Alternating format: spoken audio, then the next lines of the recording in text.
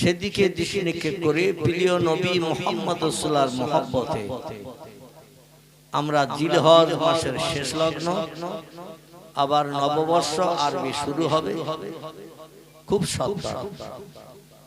সেদিকে লক্ষ্য রেখে নবী মুহাম্মদ রাসূলুল্লাহ সাল্লাল্লাহু আলাইহি ওয়াসাল্লামের মহব্বত, প্রেম, ভালোবাসা রক্ষার্থে বছরের শেষ মাস, এই মাসে আর প্রোগ্রাম হবে বলে আমার জানা নাই। আপনাদের জানা থাকলে সেখানে যাবে। মানে আরবি বছরের শেষ মাস হিসাবে বলছি। খুব সত্তর আমাদের কাছে নববর্ষ মুহররম মাস আরবি শুরু হবে। তো এই আরবি বছরের শেষ মাসে আমরা কোরআনী মাহফিলে পয়গম্বর মুহাম্মদ রাসূলুল্লাহর মহব্বত, প্রেম, ভালোবাসা একটু গদগদ চিত্রে আমরা রক্ষা করব। গলা ছেড়ে উচ্চ রবে, আগের মতো নয়, আর একটু জোর দিয়ে সকলে একসঙ্গে একটু দরুদ শরীফ। আল্লাহুম্মা সাল্লি আলা সাইয়্যিদিনা মাওলানা ওয়া আলা আলি সাইয়্যিদিনা।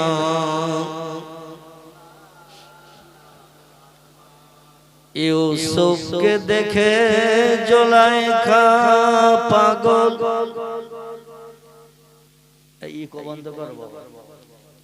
ইউসুফকে দেখে জুলাইখা পাগল, রাসূলকে দেখে খাদিজা, সেই আশিকে মুসলিম পাগল, দরুদ পড়ো মুস্তাফা। আল্লাহুম্মা সাল্লি আলা মাওলানা মুহাম্মদ ওয়া আলা আলি সাইয়্যিদিনা।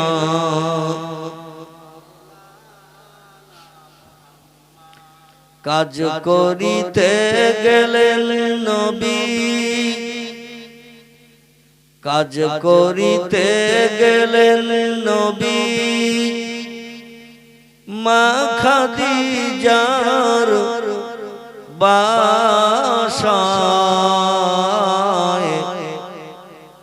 রাসূল প্রেমে মুগ্ধা হলেন,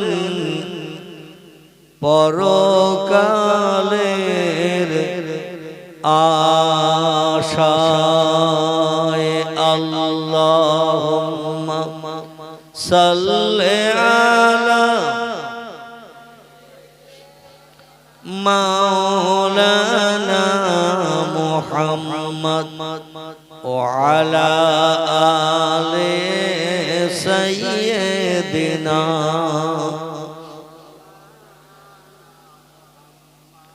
ইসলামেরই আলো যেমন, ইসলামেরই আলো যেমন হাবিবি বেলাল পেল,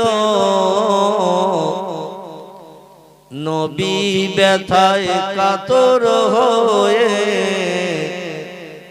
সঙ্গী তারা হলো।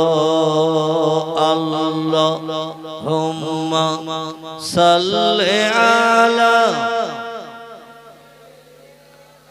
মাওলানা মুহাম্মদ ওয়া আলা আলি সাইয়্যিদিনা। প্রাণ ভরে কলেমার জিকির লা ইলাহা ইল্লাল্লাহ, লা ইলাহা, লা ইলাহা ইল্লাল্লাহ মুহাম্মাদুর রাসূল বৃক্ষলতা কীট যারা বৃক্ষলতা কীট যারা আপন স্বরে গাহে তারা তাদের স্বরে গাহে ভাই আল্লাহ ছাড়া মাবুদ নাই বলো লা ইলাহা ইল্লাল্লাহ লা ইলাহা লা ইলাহা ইল্লাল্লাহ মুহাম্মাদুর রাসূলুল্লাহ। সকলে প্রাণ খুলে বলুন সাল্লাল্লাহু আলাইহি ওয়াসাল্লাম। আল্লাহ পাকের অমোঘ বাণী, সত্য বাণী, সত্য কথা, মিষ্ট মধুর এবং সমস্ত সৃষ্টির কাছে আল্লাহর পবিত্র কোরআনে পাক, কোরআন মজিদ, কোরআন শরীফ পৃথিবীতে উত্তম মর্যাদাবান হিসাবে বিবেচিত। যদিও আমরা তাদের ভাষা, তাদের কাজকর্ম বুঝতে পারি না, কোরআন যারা তেলাওয়াত করেছে, কোরআন যারা পড়েছে, কোরআনের মর্যাদা সম্মান যারা দিয়েছে, পৃথিবীতে আল্লাহর দরবার থেকে তারা আসমানি অভ্রন্ত রহমত, করুণা, বরকত প্রাপ্ত হয়েছে। জোরে বলি সুবহানাল্লাহ। আমি সেই সত্য কোরআন থেকে ছোট্ট একটা আয়াতের কিয়াদংশ আপনাদের কাছে রেখেছি, যতটুকু রাখার দরকার ততটুকু। আজকের বক্তৃতার মূল সারাংশ হিসাবে আল্লাহ বলছেন, ইয়া আইয়ুহাল্লাযীনা আমানু, এ দুনিয়ার ঈমানদার মুমিন মুমিনা নরনারী, পৃথিবীতে সৃষ্টির শ্রেষ্ঠ জীব হিসাবে মানুষ বিবেচিত। লাকাদ খলাকনাল ইনসানা ফি আহসানি তাকবীব। আল্লাহ বলছেন, যত সৃষ্টি পৃথিবীতে আমি বানিয়েছি, সমস্ত সৃষ্টির ভিতরে আমি সেরা করে, মর্যাদাবান করে পৃথিবীতে পাঠিয়েছি একটি জাতি সম্প্রদায়কে, যারা হলো ইনসান, মানব বা মানুষ। আরবি ভাষায় এদের বলা হয় ইনসান, ইংরেজিতে এদের বলা হয় ম্যান, বাংলা ভাষায় এদের বলা হয় মনুষ্য জাতি। আল্লাহ বলছেন, মানুষ জাতিকে আমি সৃষ্টি শ্রেষ্ঠ করে পৃথিবীতে পাঠিয়েছি, তবে তারাই সৃষ্টির শ্রেষ্ঠ হিসাবে বিবেচিত হবে যারা আমাকে না দেখে বিশ্বাস করবে। কি দেখে? না দেখে। আচ্ছা, এখানে আমরা যতগুলো মানুষ বর্ষা মাথায় নিয়েও কোরআন হাদিসের আলোচনা শুনতে এসেছি, বিশেষ করে আমার স্নেহভাজন বক্তা জনাব হযরত মাওলানা মফিজুর রহমান সাহেব ধোবাবাড়িয়া, এই গ্রামে আমার মনে হয় আজ প্রথম না আগে এসেছে অনেক দিন আগে, মাঝখানে অনেকদিন ল্যাপস হয়ে গেছে। আমারও যেমন বছর তিনেকের মতো ল্যাপস ছিল অসুস্থ হওয়ার কারণে। যাই হোক, তো অনেকদিন আগে এসেছে, আবার কর্তৃপক্ষরা তাকে স্মরণ করেছেন। তিনি 1 ঘন্টা 20-25 মিনিটের মতো, আমি শুনলাম 9টায় 15 স্টেজে এসেছেন। আমার ঘড়িতে 10টায় 37, যখন আমি তখন মসজিদ থেকে উঠে আসছিলাম। যাই হোক, মিলাদ কিয়াম করতে 10টা 40, 42 কি 43 হয়েছে। তো হিসাব করলে 1.5 ঘন্টার কাছাকাছি মতো তিনি বক্তব্য আপনাদের কাছে রেখেছেন। আমি কোরআনে পাক থেকে তারই উপলক্ষ করে, কারণ নতুন মুখ, নতুন মুখের নতুন কথা শুনতে চিনির রসের মতো লাগে। কিসের রস? কথা বলে চিনির রসের মতো লাগে, মানে মিষ্টি লাগে। তো কিছু মানুষ তার নতুন মুখ, নতুন কথা শোনার জন্য কিছু মানুষের আগমন বেশি ঘটেছে। আর আমি তো এই গ্রামে আসা যাওয়া করছি কম বেশি 40 বছরের মতো। কথা বললাম 40 বছরের মতো, 2-1 মাস কম বেশি হবে। তো তিনি যদি না আসতেন, আমার ধারণা এই বর্ষা মাথায় নিয়ে এত মানুষ হয়তো আসতেন। কারণ হুজুরের অস্ত রোজ শুনি, আবার শুক্রবারও তো 20-25 মিনিট আধা ঘন্টা বক্তব্য শুনি। যারা মসজিদে নামাজ পড়তে যায় প্রতি জুমার দিন 25-30 মিনিট, আধ ঘন্টা, 40-45 মিনিট, 2-1 দিন প্রতি সপ্তাহে অধমের কণ্ঠের আওয়াজ মানুষের কর্ণ কুহারে ঢোকানো হয়। সংক্ষেপ, যিনি পৃথিবীর মোহমায়া ছেড়ে কবরে কবরস্থ হয়েছেন, আমাকে খুব ভালোবাসতেন, মহব্বত করতেন, স্নেহ করতেন তিনি, যার কারণে তিনি তার আপনজন সন্তানদের এমন কথা বলে গিয়েছিলেন, আমি মারা গেলে মাওলানা সাহেবকে দিয়ে জানাজা পড়াবে, কবর জিয়ারত করাবে, দোয়া করাবে, কিন্তু আমি খুব অসুস্থ থাকার কারণে তার জানাজা অ্যাটেন্ড করতে কি পেরেছি না পারি নাই। তখন খুব অসুস্থ ছিলাম। তো কর্তৃপক্ষ ছেলেরা তার মায়ের কথা মর্যাদা রক্ষার্থে গত বছর আমি অধম আমাকে দিয়ে আরো বক্তারা ছিল ওয়াজ নসিহত করেছেন, শেষ দোয়া করলাম দাঁড়িয়ে দাঁড়িয়ে। আল্লাহ পাক তার মায়ের কবরকে যেন জান্নাতের বাগান বানিয়ে রাখেন, জীবনের অপরাধ ক্ষমা করে দেন। যেখানে কবরস্থ হয়ে আছে পার্শ্ববর্তী সমস্ত কবরস্থ ব্যক্তিরা শান্তিতে সুখে কিয়ামত পর্যন্ত কবরের স্থানে বসবাস করার সুযোগ পান, এ কামনা আমরা আল্লাহর দরবারে করি। সকলে বলুন আমিন। আসুন আজকেরও দোয়া হবে, তবে আল্লাহর কাছে আমরা একটু তাকবীর ধ্বনি দিয়ে আল্লাহর নামের আওয়াজ তুলে এই কামনা করলাম। আল্লাহু আকবার ধ্বনি বলেছেন তো নাকি? এই জন্য আপনাকে দিয়ে আল্লাহর নামের আওয়াজ তুললাম। আল্লাহ যেন আজকে রাত দাঁড়িয়ে দোয়া না করায়, বসা অবস্থায় দোয়া করা। আর বসা অবস্থায় দোয়া করাটা হলো সুন্নাত। কি বললাম? নবীজি সাল্লাল্লাহু আলাইহি ওয়াসাল্লাম যখন দোয়া করতেন, মজলিসে বসা অবস্থায় দোয়া করার নিয়ম আছে।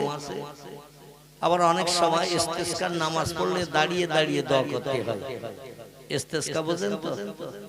এই বোঝেন না? বোঝেন না? যদি না বোঝেন তাহলে বলবেন, আর বোঝেন যদি সেটাও বলবেন তাহলে আমি আর দ্বিতীয়বার বলবো না। বোঝেন? কিচ্ছু বুঝতে পারছি? হ্যাঁ, একটু আওয়াজ এসেছে।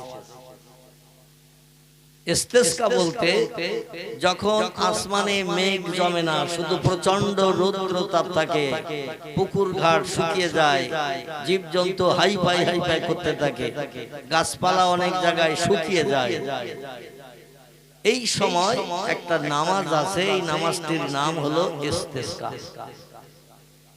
এই নামাজে দোয়া করতে হয় আল্লাহর দরবারে পানি কামনা করে, হাত তুলে দাঁড়িয়ে দাঁড়িয়ে।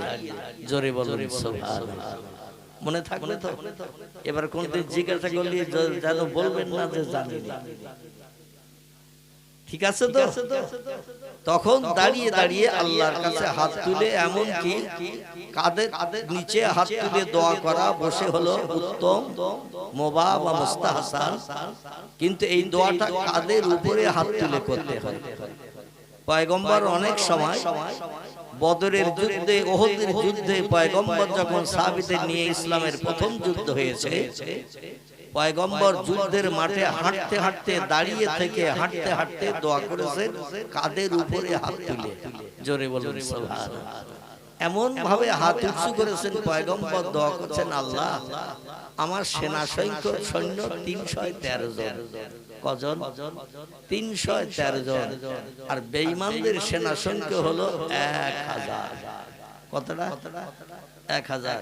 তাই 313 জনের ক ডবল হবে? 3 ডবল না 3 ডবলের বেশি? 300 হলে 3 × 9, কিন্তু ওরা সংখ্যায় 1000। তাহলে 3 ডবল না 3 ডবলের বেশি? 3 ডবলের বেশি। তো রাসূল হাত তুলেছিলেন সেদিন কাঁধের উপরে নয়, আরো উঁচু করে হাত তুলেছিলেন।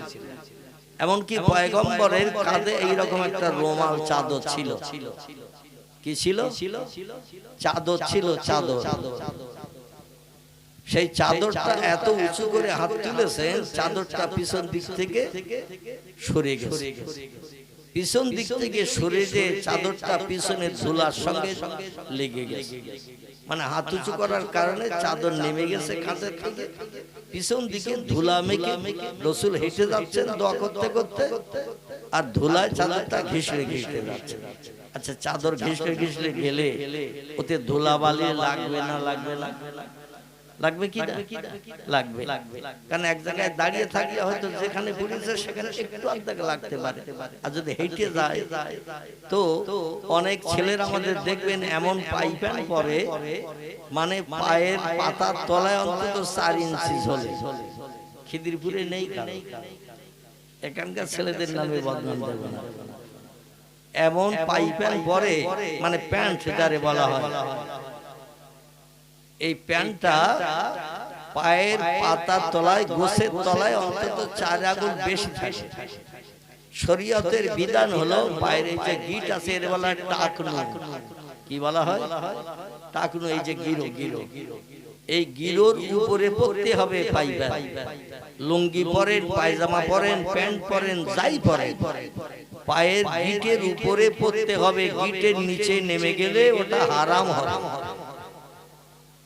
আরে হারাম পোশাক পরিধান করলে ওই পর্যন্ত গিটুর নিচে যেগুলো যেই ঝুলে যাবে ওগুলো আল্লাহর জাহান্নামের আগুনে জ্বালিয়ে দগ্ধ করা হবে। অঙ্গের ওই জায়গাগুলো জ্বালিয়ে দগ্ধ করা হবে। আল্লাহ আমাদের হেফাজত করুন, সকলে বলি আমিন। আর যখন নামাজ আদায় করতে যাবে, পায়ের এই টাকনু গিটের নিচে কাপড় নেমে গেলে নামাজ মাকরুহ হবে, নামাজ আল্লাহর দরবারে কবুল হবে না। এই জন্য যখন নামাজে দাঁড়াবেন তাকবীর তাহরিমা বেঁধে লুঙ্গিটা দেখবেন গিটের নিচে গেছে কিনা, পায়জামাটা গিটের নিচে গেছে কিনা, কিংবা প্যান্টটা গিটের নিচে কিনা। তবে কিছু ছেলে চালাক আছে, নামাজে যখন যায় দেখবেন 3 ভাঁজ করে পায়ের দিকে গটিয়ে নেয়। কিছু ছেলেরা আছে, ওই 2 রাকাত 4 রাকাত ফরজ নামাজ হয়ে গেছে, এখন তো মসজিদে ফরজ ছাড়া আর সুন্নত নফল আর কিছুই হচ্ছে না। মানে অধিকাংশ জায়গায় শেষে ইমাম সাহেব দোয়া করার জন্য বাচ্চা ছাড়া আর বয়স্ক মানুষ পাচ্ছে না। শেষে তিরমিজি শরীফের হাদিস, আবু দাউদ শরীফের হাদিস, ইমামের জুমার দিন মেহরাবে যেয়ে বসা থেকে নিয়ে, মেহরাবে যেয়ে বসা থেকে নিয়ে ইমাম যত সময় মেহরাব থেকে উঠে না যাবে তত সময় পর্যন্ত আল্লাহ তার রহমতের দরজা খুলে দিয়ে রাখেন। ইমাম যে দোয়া করেন ওই দোয়ায় যত মানুষ শরীক হবে আল্লাহ পাক তাদের জন্য দোয়াটা কবুল করে তাদের জীবনের সুখ শান্তি, দুঃখ দুর্দশা, বিপদ আপদ, বালা মুসিবত সব দূর করে দিয়ে দেবে। জোরে বলি একটু সুবহানাল্লাহ। কিন্তু আমাদের গ্রামের মসজিদের কথা বলছি, খিদিরপুরের কথা বলবো না। আমাদের গ্রামে মসজিদে 1000-1,500-এর মতো মানুষ হয় জুমার দিন। কতটা বললাম? 1,500-এর মতো মানুষ হয়। 20-50, 10-20 বেশি হতে পারে, কমও আবার 2-1 দিন হতে পারে।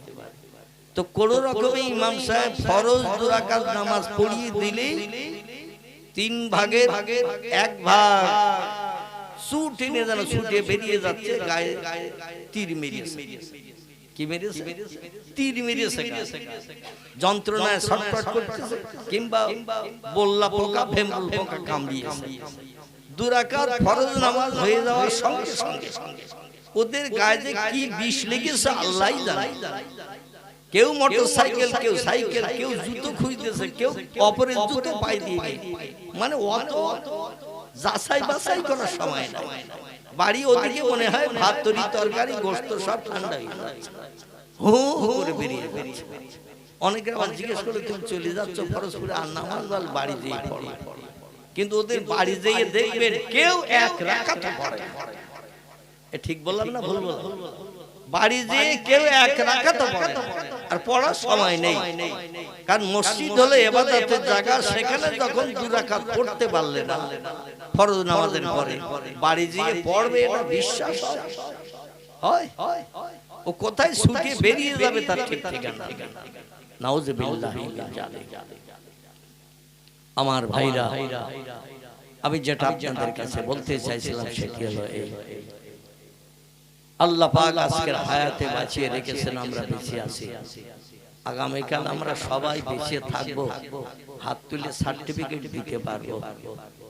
কালকে বেঁচে থাকবো, দিতে পারবো না, কারণ ফাইজা জা আজালুহুম লা ইস্তাখিরুনা সাআতাও ওয়া লা ইস্তাকদিমুন। আল্লাহ বলছেন, যার তকদিরে মৃত্যু আমি যেদিন লিপিবদ্ধ করে রেখেছি, 1 সেকেন্ড আগে 1 সেকেন্ড পরে তার মরণ সংঘটিত করা হবে না। বেলা 10টা বেজে 15 মিনিট 11 সেকেন্ডে যদি মরণ লিখে রাখি, বেলা 10টা বেজে 15 মিনিট 12 সেকেন্ডে মরণ হবে না, আবার 10 সেকেন্ডও হবে না। যে সেকেন্ড রেখেছি সেই সেকেন্ডই হবে। চিল্লাই বলুন একটু সুবহান। এই জন্য এই বসে আছি, জলসা শেষ করে বাড়ি যেতে পারবো, সার্টিফিকেট দিতে পারবো। কত মানুষ ওয়াজ শুনতে এসে মারা গেছে, বাড়ি যেতে পারে না। ওয়াজের মজলিসেই আজরাইল পাঠিয়ে দিয়ে ইন্তেকাল করিয়েছে। একটা ছোট্ট ঘটনার কথা বলে আমি কোরআনের আয়াত ও হাদিস শরীফটা রেখেছি, ওদিকে এগিয়ে নিয়ে যাব। মরণ কেমন সাংঘাতিক জিনিস। পৃথিবীতে একজন বিশ্বব্যাপী বাদশাহিত্য করা ব্যক্তির কথা আগে বলবো, তারপরে কোরআনের আয়াত ও হাদিস শরীফটির সমন্বয়ে আরেকজন বাদশার কথা বলে আজকের বক্তৃতার ইতি টানবো ইনশাআল্লাহ। তামাম পৃথিবীব্যাপী 2 জন ব্যক্তি বাদশাহিত্য করেছে মুসলমানদের ভিতরে। কজন বললাম? 2 জন। তামাম পৃথিবীব্যাপী বাদশাহিত্য করেছে। পৃথিবীতে আর কোন ধর্মাবলম্বী বিশ্বব্যাপী বাদশাহিত্য করেছেন আমার নলেজে জানা নেই। কোন দেশে করেছে, দীর্ঘদিন করেছে, কিন্তু তামাম পৃথিবীব্যাপী বাদশাহিত্য করেছে আমার নলেজে নাই। তবে 2 জন ব্যক্তিকে আল্লাহ পাক ঈমানদার ব্যক্তিকে কিদা ঈমানদার, ইয়া আইয়ুহাল্লাযীনা আমানু, আয়াতের প্রথম অংশ হলো হে আমার বিশ্বাসী বান্দা বান্দা। বিশ্বাসী বলতে না দেখে বিশ্বাস করা, এটির নাম হলো আমানু। এটির নাম হলো আমানু। আমানু ঈমান এনেছো আমার উপরে, আমারে না দেখে। আমরা যারা বসে আছি কেউ দেখেছি আল্লাহ? আমাদের বাচ্চা কাচ্চারাও দেখবে বলে মনে হয়? আমাদের বাপ দাদা যারা মারা গেছে তারাও দেখেছে? দেখি না। এই না দেখে বিশ্বাস, এরই নাম হলো আমানু বা ঈমানদার বলা হয়েছে। এই ঈমানদার 2 জন ব্যক্তি, একজনের নাম বাদশাহ সুলাইমান হিসাবে কোরআনের ভিতরে তার নাম কোট করা হয়েছে, যিনি আল্লাহর উপরে এত বিশ্বাস, অগাধ বিশ্বাস এনেছিলেন। আল্লাহ পাক তামাম পৃথিবীব্যাপী বাদশাহিত্য করে রাজিত্ব দিয়ে তার সম্মান বাড়িয়েছিলেন। আরেকজন পৃথিবীতে বিশ্বব্যাপী বাদশাহিত্য করেছে, এই লোকটির নাম হলো সেকেন্দার জুলকারনাইন। কি নাম বললাম? সেকেন্দার জুলকারনাইন। সেকেন্দার জুলকারনাইনের লম্বা ঘটনা, তার জীবনী সময় সুযোগ হলে অন্যদিন একদিন আলোচনা করব। আজকের বাদশাহ সুলাইমানের একটা কথা বলি, আমি আমার মূল বক্তব্য আপনাদের নিয়ে যাব। আল্লাহ পাক রব্বুল আলামিন পয়গম্বর সুলাইমানকে ডেকে বললেন, সুলাইমান, আমি 3টি জিনিস তোহফার স্বরূপ তোমার জন্য পৃথিবীতে পাঠাচ্ছি, তবে 3টির যে কোনো একটা তোমাকে চেয়ে নিতে হবে। আমি 3টি নমুনা তোমারে দেখাচ্ছি, যেটা চাইবে সেটা দেব, তবে সব তোমাকে দেব না। তিনটির ভিতরে যে কোনো একটা আমার কাছ থেকে চেয়ে নাও। সুলাইমান বললেন মা হিয়া ইয়া রব্বি, ও আল্লাহ তিনটি জিনিস কি কি আগে নাম বলুন। আমার ব্রেন মগজ জ্ঞানের মাধ্যম দিয়ে আমি যাচাই করে একটা যখন নিতে হবে ভালোটাই নেব না খারাপ নেবে, তিনটির ভিতরে একটা নিতে হবে। তখন যাচাই বাছাই করে কেউ যদি শাড়ি কিনতে যায় দোকানে, যদি দুটো পাঁচটা দেখায় আর যদি বলে যে কোনো একটা পছন্দ করো পয়সা লাগবে না তোমার গিফট দেবো, ও কি খারাপটা নেবে কম দামেরটা? খুব মসৃণ হালকা পাতলা নকশা ভালো সুতো ভালো তাই দেখে একটা দামি কাপড় চয়েস করে। সুলাইমান বললেন আল্লাহ জিনিস তিনটি কি কি একটু বলুন। আল্লাহ বলছেন এক নম্বর হলো ইলম, আমি তোমাকে জ্ঞান দেব। আরেকটা তোমাকে অর্থ সম্পদ দেব, যত সোনা দানা টাকা পয়সা হিরে জহরত মণি মুক্ত চাইবে, অর্থ যত চাইবে আমি আল্লাহ তোমারে দেব। এ সুলাইমান আর একটা জিনিস হলো ইজ্জত সম্মান তাম পৃথিবীতে আমি আল্লাহ তোমারে দেব, তোমার মতো সম্মান পৃথিবীতে আর কেউ পেতে পারবে না। সুলাইমান চিন্তা ভাবনা করছেন কি নেই, অর্থ সম্পদ চাইলে আল্লাহ ভরে দেবেন আমারে, মান সম্মান ইজ্জত চাইলে এমন সম্মান ইজ্জত আল্লাহ আমারে দেবে, যেখানে যাব সেখানে মানুষ আমাকে রেসপেক্ট করবে, সম্মান দেবে, মর্যাদা দেবে, আমারে হুজুর হুজুর করবে, ইজ্জত করবে, আমার সম্পর্কে বিরূপ বাজে মন্তব্য কেউ করবে না। তিন নম্বরে আল্লাহ বললেন শোনো, কিংবা আর একটা জিনিস যদি চাও আমি আল্লাহ দেব, সেটির নাম হলো ইলম, জ্ঞান। জ্ঞান জ্ঞান দেব। কোনটা তোমার পছন্দ বলো। আচ্ছা আমি আপনাদের কাছে একটু যাচাই করি, প্রথম এই তিনটে যদি আল্লাহ আমার স্বপ্ন যোগে বলে তিনটের কোনটা চাও বলো, আমরা কি নেব? মনে আছে ওয়াজ আগে শুনেছেন, ওয়াজ যদি আগে না শুনে থাকতেন শোনেননি। আল্লাহ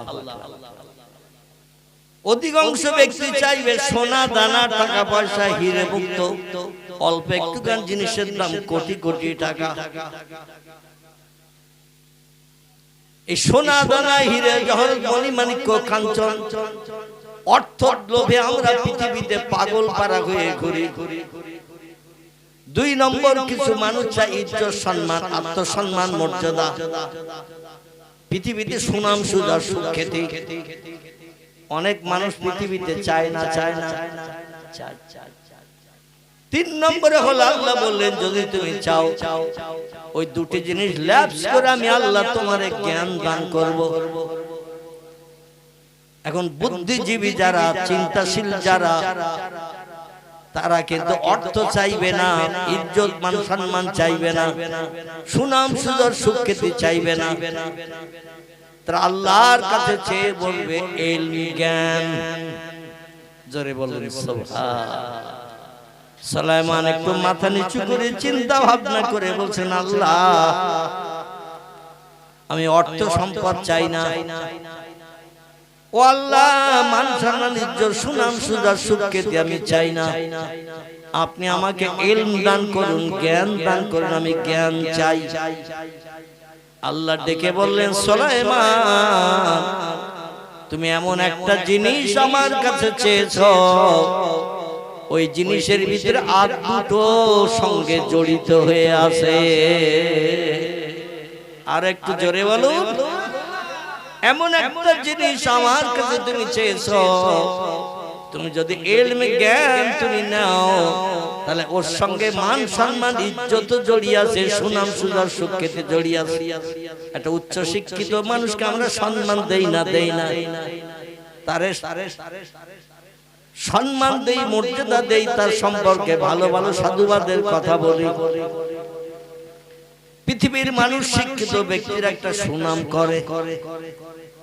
দুই নম্বরে যে লোকটা উচ্চ শিক্ষিত হয় অর্থ সম্পদ তার পিছনে পিছনে ঘোরে না ওই লোকটা অর্থের পিছনে ঘোরে? কথা বলে। ভুল হলে আমি আসি, আর ঠিক হলে আলহামদুলিল্লাহ। তবে এই টিপটা পানি পড়ছে, পান্ডেলের আওয়াজ শুনতে পাচ্ছেন, এই পান্ডেলের ত্রিপলে পানি পড়ছে শোনা যাচ্ছে, কিন্তু আমি আপনাদের কথা শুনতে পাচ্ছি না কেন? পানি পড়ছে টিপটা, কানে আওয়াজ পাচ্ছি বেশ ভালো, কিন্তু আমি এত জোরে মাইকে হাঁকছি কিন্তু আপনাদের আওয়াজ তো মোটেই পাচ্ছি না। যে লোকটি ইলম অর্জন করে, জ্ঞান অর্জন করে, শিক্ষা অর্জন করে, এই লোকটা অর্থের পিছনে ঘোরে না, অর্থ তার পিছনে ঘোরে। আলহামদুলিল্লাহ, আলহামদুলিল্লাহ। শিক্ষিত ব্যক্তিরা অর্থের পিছনে ঘোরে না, অর্থ এদের পিছনে ঘোরে। শুধু বলে নাও নাও নাও, জোরে বলুন একটু সুবহান। আমার ভাইরা, এই সুলাইমান পয়গম্বর আপনাদের মতো রাজ দরবারে বসে আল্লাহ দেয়া জ্ঞান পাওয়ার কারণে, কারণ ইলম চেয়ে নিয়েছিলেন তিনি, এই জ্ঞান চেয়ে নেওয়ার কারণে আল্লাহ আসমানি জ্ঞান তারে দান করেছেন। সবথেকে সেরা জ্ঞান আল্লাহ একজন ব্যক্তিকে দিয়েছেন, তিনি কে? আলহামদুলিল্লাহ, আলহামদুলিল্লাহ। সব থেকে আল্লাহর তরফ থেকে সেরা জ্ঞানে জ্ঞানান্বিত হয়েছেন যিনি, তিনি হলেন পয়গম্বর মুহাম্মদুর রাসূলুল্লাহ। জোরে বলুন সাল্লাল্লাহু আলাইহি ওয়াসাল্লাম। 63 বছরের জিন্দেগিতে কোন ব্যক্তি প্রশ্ন করে আল্লাহর নবীকে ফেল করতে পারেনি। যখনই কোন প্রশ্নের সম্মুখীন পয়গম্বর হয়েছে, নিজের ব্রেন মগজে এই প্রশ্নের উত্তর জ্ঞান নাই, তখন তিনি একটু মাথা নিচু করে, কিংবা মাথাটা উঁচু করে আসমানের দিকে তাকিয়েছেন। ইলা সামা, আকাশের দিকে একটু মাথাটা উঁচু করেছেন। আর উপরে কে আছেন? উপরে তার নিচে কে? আমাদের মেয়েরা বলে নিচে মা খাকি, আর উপরে আল্লাহ। এই শুনেছেন? এই মেয়েরা বলে না, বলে না, এরকম বলে। মাঝে মধ্যে ছাদের উপরে ধান নেড়িতেছে, ঝমঝম করে পানি এসে, বলে আল্লাহ চোখ নেই। আমি দুটো ধান নেড়ে দিয়েছি ছাদে রোদ দেখে, আর অমনি মেঘ দিয়ে ঝমঝম করে পানি, আল্লাহ চোখ নেই। কারো যদি একটা বাচ্চা পুকুরের পানিতে নাউজুবিল্লাহ ডুবিয়ে মারা যায়, সে বলে আল্লাহর বিচার নেই। অমুকে 3টে ছেলে একটা মরে গেল, আর দুটো থেকে তার আমার একটা ছেলে আল্লাহ তার পুকুরের পানিতে ডুবিয়ে মেরে দিয়েছে। আচ্ছা, ঈমান থাকবে? থাকবে? আল্লাহ যেটা করেন সবই আমাদের মানিয়ে নিতে হয়। এই মানিয়ে নেওয়াটার নাম হলো ঈমান। জোরে বলুন একটু সুবহান। আমার ভাইরা, পয়গম্বর সাল্লাল্লাহু আলাইহি ওয়াসাল্লাম যে রাজসিংহাসনে বসে তিনি রাজত্ব পরিচালনা করতেন, জনগণের সুখ দুঃখের সমস্যার সমাধান করে দিতেন। এই রাজসিংহাসনটার ভিতরে মানুষ বসার কতটা? 12,000 মানুষ পয়গম্বরের রাজসিংহাসনে উঠে বসার জায়গা পেত। তার সামনে যদি মজলিস হয়, আজকে স্টেজে কজন? স্টেজে তাহলে স্টেজে লোক বেশি না আপনারা বেশি? কি স্টেজে মাত্র আমরা 2 জন, আর আপনারা হলেন অগণিত। মোটামুটি 7খানের উপরে কি 2-5 জন কম বেশি হবে। আমি একটু তাকবীর দেই, জোরে আওয়াজ তোলেন দেখি। নারায়ে তাকবীর, নারায়ে তাকবীর। সিলসিলায়ে হক ফুরফুরা শরীফ, সিলসিলায়ে হক ফুরফুরা শরীফ, মদিনা শরীফ, মক্কা শরীফ, আল বাগদাদ শরীফ। নারায়ে তাকবীর, নারায়ে তাকবীর। মোহাব্বত একটু দরুদ শরীফ। আল্লাহুম্মা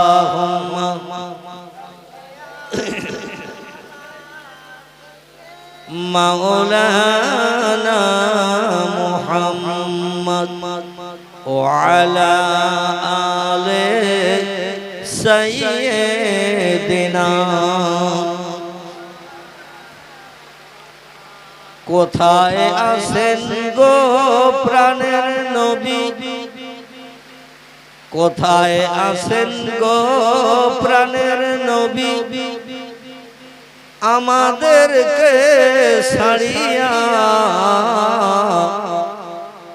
তোমায় ছাড়া কি লাভ হবে এ ভুবনে বাঁচিয়া আল্লাহুম্মা সাল্লি আলা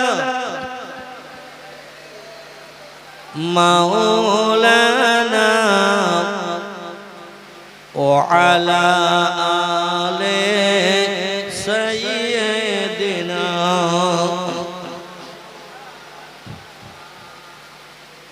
অসুবিধা হচ্ছে না তো কারো? যদি কারো গায়ে পানি পড়ে চেয়ারটা আগা পিছে করে নেবে, কারণ ত্রিপলে যেখানে তো ছিদ্র টিদ্র আছে সেখান থেকে পানি পড়তে পারে। যদি কারো গায়ে দুই এক ফোঁটা পানি পড়ে ত্রিপল ভেদ করে চেয়ার আগা পিছা করে নেবেন। যত সময় বসার মতো পরিবেশ থাকবে ইনশাল্লাহ তত সময় মজলিস চলবে।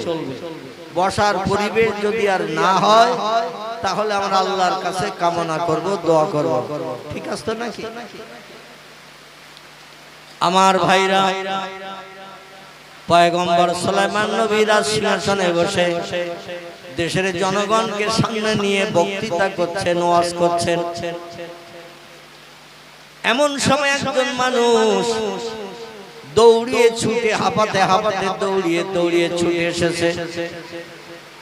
এসে মজলিসে বসে না, লোকটা সরাসরি পয়গম্বর সুলাইমান নবীর রাজ সিংহাসন, রাজতত্ত্ব, এই যে স্টেজ বলছিলাম, স্টেজ এসে পয়গম্বরের কাছে লুটিয়ে পড়ে সুলাইমান বক্তব্য রাখছেন। আগের যুগের মানুষ কথা বললে হাওয়ার মাধ্যম দিয়ে 2-1000, 2-5000, 10,000, 20,000 মানুষের কানেও আওয়াজ পৌঁছে যেত। যেমন আমাদের ফুরফুরার পীর সাহেব আবু বকর সিদ্দিক আল কুরাইশি, যার মতাদর্শের উপর আমরা বসবাস করি বা চলি। দাদা হুজুর কেবলা আজীবন কাল খালি মুখে ওয়াজ করেছেন। উনি মারা গেছেন যখন, তখনও মাইকের আবিষ্কার হয়নি। বোঝা গেল? উনি মারা গেছেন যখন বাংলা 1347 সাল, বাংলা 1347 সাল চৈত্র মাসের 3 তারিখ শুক্রবার। মনে থাকবে? বাংলা 1347 সাল চৈত্র মাসের 3 তারিখ শুক্রবার দাদা হুজুর কেবলা ইন্তেকাল করেছিলেন। আর বসিরহাটের আল্লামা রুহুল আমিন রাহমাতুল্লাহ আলাইহি বাংলা 1352 সাল কার্তিক মাসের 16 তারিখ শুক্রবার। মনে থাকবে? দাদা হুজুরের প্রধানতম খলিফা ছিলেন যিনি, তিনি ছিলেন আল্লামা রুহুল আমিন রাহমাতুল্লাহ আলাইহি। কত বড় আধ্যাত্মিক জগতের জ্ঞানী মানুষ আল্লাহ তারে বানিয়েছিলেন। বলেছিলেন, বাবা বড় মাওলানা আল্লাহ আমার ইন্তেকাল করবেন জুমার দিন। শুনে আল্লামা হুজুর ফপিয়ে ফপিয়ে কাঁদছেন, কারণ নবীজি সাল্লাল্লাহু আলাইহি ওয়াসাল্লাম জানিয়েছেন আমার যে উম্মতের মরণ জুমার দিন হবে তার কবরে আযাব হবে না। জোরে বলুন একটু সুবহানাল্লাহ। কারণ আল কবরুন জুলমাতুন আদিকুহু, আল কবরুন বাইতুদ, আল কবরুন আউয়ালুন মিন মানাজিলিল আখিরা। কবর হলো পোকামাকড়ের ঘর, গেলেই 2-4 দিন পরে তারা খাওয়া শুরু করবে। কবর হলো অন্ধকার বধির কারাগার, কেউ কারো দেখতে পাবে না, কেউ কারো নজরে পাবে না। অমাবস্যার অন্ধকার রাতের থেকেও ঘোরকৃষ্ট অন্ধকার, কেউ কিছুই দেখতে পাবে না। শুধু যারা খাবে তারাই শুধু খাদ্য অন্বেষণ করবে কবরের ভিতরে, আর খাবার জিনিস কোন দিকে আসে। আল কবরুন আউয়ালুন মিন মানাজিলিল আখিরা, কবর হলো পরকালের প্রথম নম্বর ঘাঁটি। কবরে যে লোকটি পরীক্ষায় পাশ করতে পারবে কিয়ামত পর্যন্ত কবর তার জন্য জান্নাতের ফুলের বাগান হবে। আর কবর পরীক্ষায় যে লোকটি ফেল করবে কিয়ামত পর্যন্ত কবরে জাহান্নামের গরম হাওয়া ছুটিয়ে দিয়ে কবরে তারে দগ্ধ করা হবে কিয়ামত অবধি। জোরে বলুন একটু নাউজুবিল্লাহ। আল্লাহ যেন আমাদের হেফাজত করেন।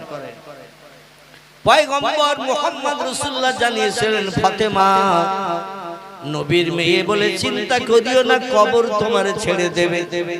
ও ফাতেমা, আমার মুহাব্বতের সাহাবী আলী রাদিয়াল্লাহু স্ত্রী বলে যে আলীর হাসরে কোনো হিসাব নিকাশ হবে না, বিনা হিসাবে জান্নাতে চলে যাবে আলী। যে আলীর বিবি হিসাবে তুমি কবরে কিন্তু রেহাই পাবে না। ও ফাতেমা, জান্নাতের যুবকদের সরদার হবে আমার দুইজন নাতি, একজনের নাম ইমাম হাসান আর একজনের নাম ইমাম হোসেন। আল্লাহ ওয়ালা, আল্লাহ প্রেমিক, খোদা ভক্ত, ইসলাম শরীয়তের পূর্ণ পায়বান্দ ওয়ালা এই দুইজনের মা বলে তুমি মনে মনে চিন্তা করিও না, কবর তোমার সঙ্গে দুর্ব্যবহার করবে না। কবর হলো অন্ধকার বদির কারাগার, কে এসেছে কবরে ও চিনবে না, ও কাউরে দেখে চিনতে পারবে না। তুমিও যেমন অন্ধকার কবরে থাকবে, যারা আসবে কবরে তোমার পরীক্ষা নিতে তারাও তোমারে চিনবে না। এজন্য কিয়ামত পর্যন্ত কবরে যদি শান্তিতে স্বস্তিতে বাস করতে চাও তাহলে কবরের পুঁজি তৈরি করে নিয়ে যেও। জোরে বলুন একটু সুবহানাল্লাহ। আমার ভাইরা, এই ভয়ঙ্কর কবরের যাত্রী আমাদের সকলকে সাজতে হবে। সকলে বলুন আমিন। এখন মরণের পরেই 2-1 মাস ঘরে রাখা হয় না, কবরে 2-1 দিনের ভিতরে রাখা হয়। 2-1 মাস ঘরে রেখে তারপরে দাফন কাফন করতে হবে, এরকম চিন্তা ভাবনা আমরা কি নেই? 1-2 দিনের ভিতরে আপনজন যদি দূর দূরান্তে থাকে খবর দেয়া হয়, টেলিফোন করা হয়, তাদের আসতে যতটুকু সময়, একটাই মাত্র ছেলে কিংবা একটাই মাত্র মেয়ে আসে দূরে 2-1000 কিলোমিটার দূরে, বলে দিল আমার না যাওয়া পর্যন্ত যেন মাটি দিও না। তাই তখন বাধ্য হয়ে তারে বরফ লাগিয়ে ফ্যানের হাওয়া লাগিয়ে রাখা হয়। যেই এসে যায় চেহারা দেখিয়ে তারে কবরে দাফন করা হয়। সেই কবরে আমাদেরও যেতে হবে না, হবে না, যেতে হবে। এই চিন্তাটা একটু মগজে নিয়ে আজকের ওয়াজটা একটু শুনুন, তাহলে লাভ হবে। পয়গম্বর সুলাইমান নবীর কাছে যে লোকটা হাঁপাতে হাঁপাতে দৌড়িয়ে দৌড়িয়ে হাঁপাতে হাঁপাতে এসে লুটিয়ে পড়েছে স্টেজের উপরে, পয়গম্বর বলছেন মান আনতা মাসমুকা ইয়াকি, কে তুমি, তোমার নাম কি, পরিচয় কি? আমি বক্তৃতা করছি, হাজার হাজার জনগণ সামনে বসে বক্তৃতা শুনছে।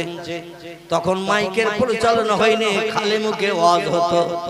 আর হাজার হাজার মানুষ মজলিসে বসে থাকলে দূরের মানুষেরাও সামনের মানুষের মতো একই রকম আওয়াজ শুনতে পেত। কারণ ফুরফুরার মুজাদ্দিদ জামান আবু বকর সিদ্দিক 50,000 মানুষের সমাগম হয়েছে জলসায়। 50,000, 60,000, 70,000, আওয়াজ কম করো, 60,000, 70,000 মানুষের আনাগোনা হয়েছে। হুজুর স্টেজে বসে ওয়াজ করতেন, সামনের মানুষটা যেমন আওয়াজ শুনতে পেত, আল্লাহ হাওয়ার মাধ্যম দিয়ে 60,000 মানুষের পিছনে যে লোকটা বসে থাকতো একই রকম আওয়াজ শুনতে পেত।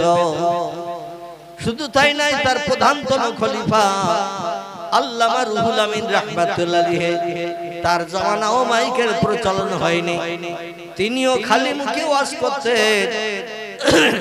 10-12 হাজারের কম মানুষ হতো না, উপরে 50, 60, 1000, 1 লক্ষ মানুষের সমাগম হতো। সামনের লোকটা যেমন আওয়াজ শুনতে পেত, 1 লক্ষ লোকের পিছনে যে লোকটা বসে থাকতো পীর সাহেবের রুহানি দোয়ার বাবরকতে তার শাগরেদের মুখের আওয়াজও পিছনের মানুষ তেমন শুনতে পেত। জোরে বলুন একটু সুবহানাল্লাহ। আমার ভাইরা, পয়গম্বর সুলাইমান নবী বলছেন কি খবর ভাই, তুমি দৌড়িয়ে হাঁপাতে হাঁপাতে আমার স্টেজে এসে কেন বসেছো? বলে হুজুর আমারে বাঁচান, আমারে বাঁচান। বলে কি হয়েছে তোমার? তুমি আমার স্টেজে এসে বসেছো, এমন কারো বাবার ক্ষমতা নাই তোমার একটা পশমের ক্ষতি করার, কারণ আমি দেশের বাদশা, আর যত মানুষ বসে আছে সামনে সব আমার প্রজা। কোন প্রজার বাবার ক্ষমতা না আমার স্টেজে আমার কাছে এসে কারো গায়ে হাত দিতে পারে, কারো কোনো ক্ষতি করতে পারে, কারো কোনো চপেটাঘাত করতে পারে, কারো কোনো গালিমন্দ করতে পারে। উচিত শিক্ষা তারে দেব, কারণ আমি ন্যায় বিচার করে থাকি। জোরে বলুন সুবহানাল্লাহ। বলে কি হয়েছে, তুমি এত ভয় পাচ্ছ কেন? বলে হুজুর একটা শত্রু ভয়ঙ্কর বিকট চেহারার লোক আমারে ধরতে আসতেছে, আমি যেখানে যাচ্ছি পালাচ্ছি, কিছু সময় পরই দেখছি সে আবার আমার সামনে এসে হাজির। চেহারা যেমন বিকট, হাতগুলো তেমন লম্বা, মুখের ফেস কাটিংটা এত বিশ্রী দেখতে, আমি দেখে বড় ভয় পাচ্ছি, আতঙ্কিত হয়ে গেছি।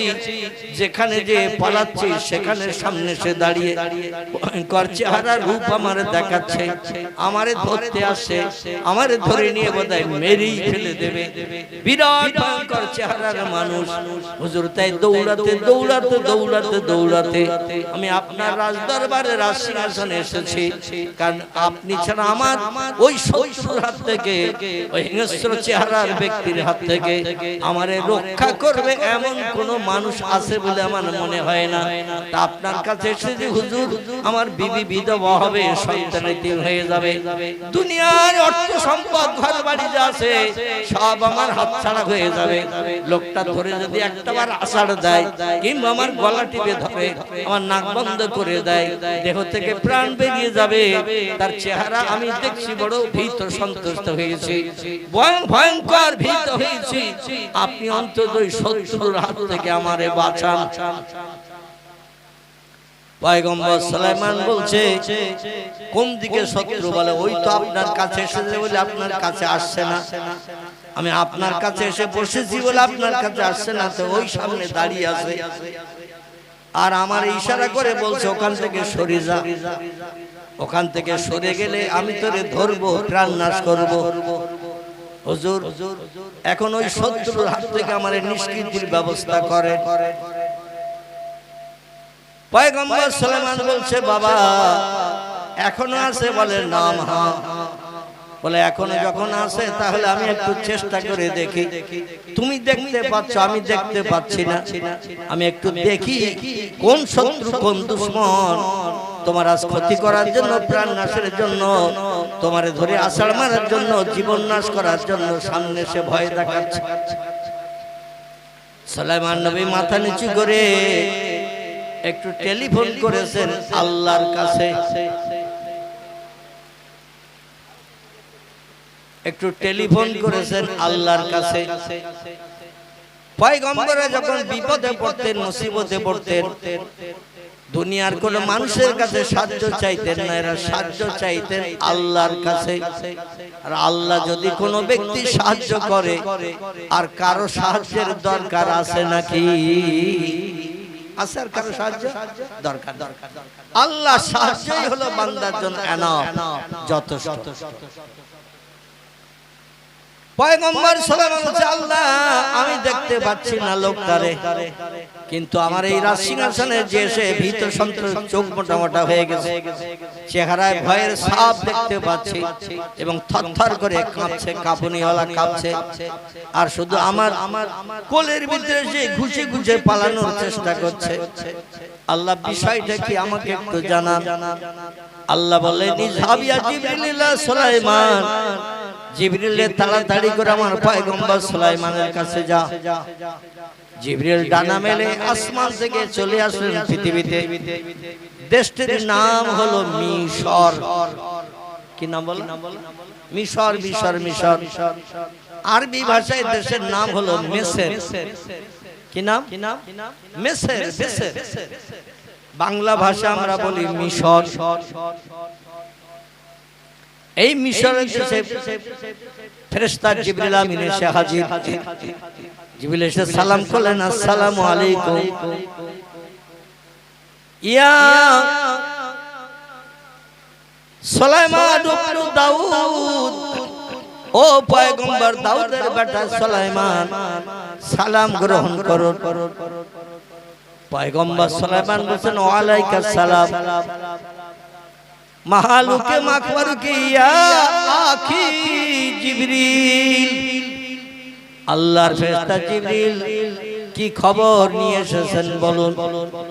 জিবরিল বলছেন, খবর হলো ওই যে লোকটা আপনার কোলের ভিতরে ঘুষে পালাতে যাচ্ছে আর ভীত সন্ত্রস্ত থরথর করে কাঁপছে, চেহারায় ভয়ের ছাপ দেখছেন, দেহটা ঘেমে জারে জার হয়ে গেছে, দৌড়িয়ে দৌড়িয়ে বিভিন্ন জায়গায় লোকটা পলায়ন করেছে, ঝোপঝাড়ের ভিতরে, পাহাড়ের গুহার ভিতরে, নির্জন জায়গায়।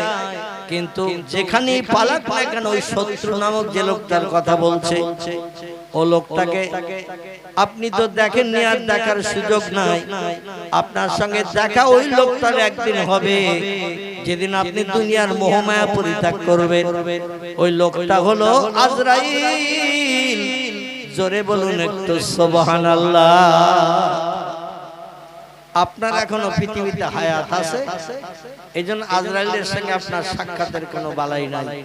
তবে যেদিন পৃথিবীর মোহমায়া পরিত্যাগ করবেন, ওই লোকটার সামনে যেমন এসে দাঁড়াচ্ছে, আপনার সামনে ওই রকম আজরাইল সেদিন দাঁড়াবে। তবে যারা আল্লাহ আল্লাহ আল্লাহ প্রেমিক, খোদা ভক্ত, খোদা প্রেমিক হয়, এদের কাছে আজরাইল আসেন ভালো চেহারা নিয়ে।